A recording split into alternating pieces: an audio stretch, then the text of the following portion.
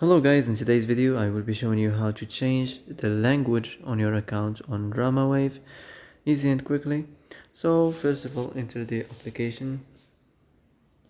Now you are on the home page, so go to this profile section. Then as you see here, you will find display language, click on it.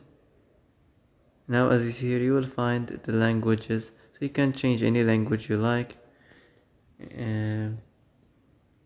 So that's it. After you're done, click done here, and it will be changed. So that's how to change the language easy and quickly.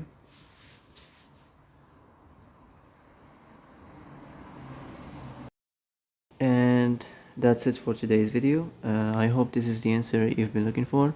If you like this video, don't forget to like and subscribe, and see you in the next video. Thanks for watching.